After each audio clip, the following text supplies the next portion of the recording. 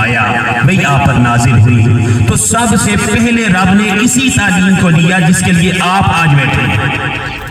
اقرأ بسم ربک الذی خلق، اپنے رب کے نام سے پڑھیے جس نے پیدا کیا، اپنے رب کے نام سے، رب کے نام کو پھر عام کیجئے، اس تعلیم کو عام کیجئے۔ پھر امام الانبیاء صلی اللہ علیہ وسلم نے آپ دیکھتے ہیں کہ ہر طرف مدارس قائم فرمائے۔ آپ نے اپنی موجودگی میں بذات خود استاد، مدرسے کے استاد بن کر، اور صحابہ کرام مدرسے کے شاگرد بنے۔ امام الانبیاء صلی اللہ علیہ وسلم نے انہیں تعلیم دی۔ آج بھی آپ جب جاتے ہیں، رب سب کو بار بار روزہ مبارک پر جانا نصیب فرمائے، بیت اللہ کا دیدار نصیب فرمائے، تو آپ دیکھتے ہیں کہ آپ کے سامنے بالکل ریاض الجنہ میں آپ کے سامنے ایک اٹھی ہوئی جگہ کچھ بنی ہوئی ہے۔ اندر آپ جاتے ہیں تو نوافل کے لیے گزرتے ہیں تو ایک جگہ تھوڑی بلند کر کے کافی لمبائی میں، یہ سٹیج کی صورت میں لمبائی میں کافی رکھی ہوئی ہے۔ ہر بندہ دیکھتے ہیں وہ جگہ کیا ہے، وہ مدرسہ ہے جو امام الانبیاء صلی اللہ علیہ وسلم نے بنایا۔ اس جگہ بیٹھ کر اس کے اوپر پڑھاتے تھے، صحابہ کرام پڑھا کرتے تھے۔ مدرسہ کوئی نئی چیز تو نہیں ہے، سب سے پہلے گھر بیت اللہ بنا، ایمان پکاؤ۔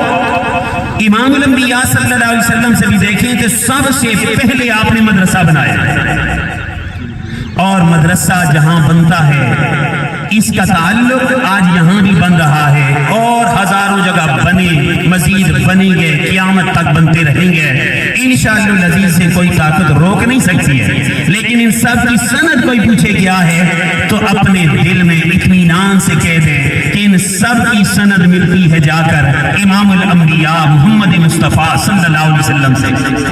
اس عرض کی سند بھی، اس تعلیم کی سند بھی، قرآن کی تعلیم امام الانبیاء صلی اللہ علیہ وسلم نے دی۔ نبی علیہ السلام خود مدرسہ کے استاد بنے، صحابہ کرام مدرسہ کے شاگرد بنے اور پڑھتے رہے، باہر سے صحابہ کرام آتے، اور پھر ان کی خدمت اہل علاقہ مدینہ والے کرتے، خدمت بھی ہوتی۔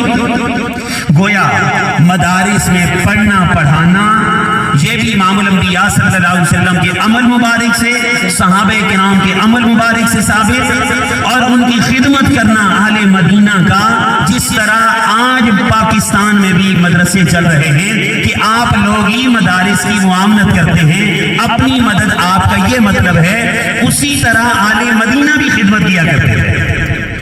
تو یہ بنیاد بڑی عظیم بنیاد ہے جو امام الانبیاء صلی اللہ علیہ وسلم نے رکھی۔ کہیں اصحاب صفہ، کہیں دار ارقم، چونکہ وقت مختصر ہے صرف اس کی بنیاد کی طرف میں نے اشارہ کیا، ضرورت کی طرف اشارہ کیا کہ سب سے پہلے بیت اللہ بنایا دینی تعلیم ایمان کے لیے، پھر امام الانبیاء صلی اللہ علیہ وسلم کو بھیجا، امام الانبیاء صلی اللہ علیہ وسلم نے آ کر مدرسہ قائم کیا۔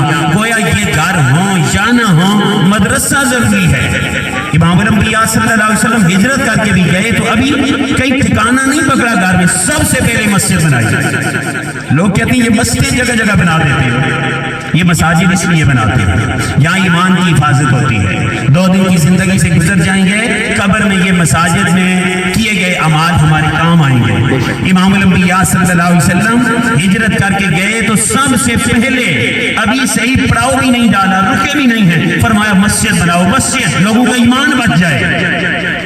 یہ آپ کے ایمان بچانے کے لیے یہ جگہ قائم کی گئی ہے۔ الحمدللہ آج اس جنگل میں ایک منگل اور اس جگہ کی نسبت اصحاب صفہ اور دار ارقم سے ہونے کو جا رہی ہے۔